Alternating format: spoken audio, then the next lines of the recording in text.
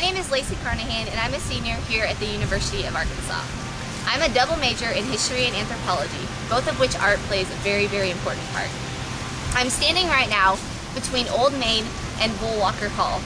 This statue is called The Courage to Lead.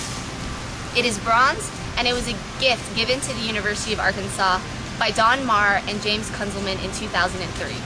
The piece itself was actually completed by Denny Haskew.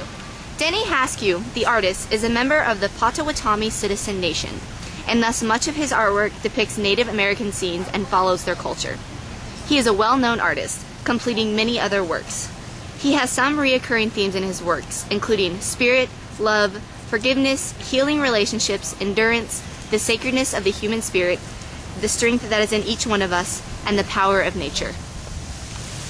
The Courage to Lead is a bronze sculpture of 3 Native Americans, 2 of which are shooting arrows straight up into the air. Their bodies are bent back in almost an unnatural position, exposing much of their chests. Their bodies are almost completely exposed, and their muscles are very defined. The statue is very naturalistic and organic.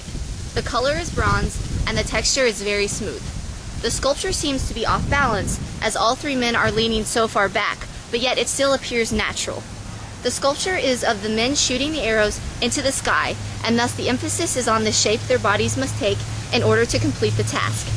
The sculpture is representational of what the Native Americans did in real life.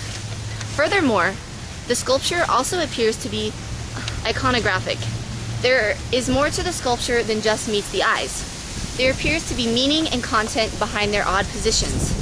These 3 men were preparing to go into battle, and as a ritual before doing so, they would shoot arrows straight up into the air and then not move.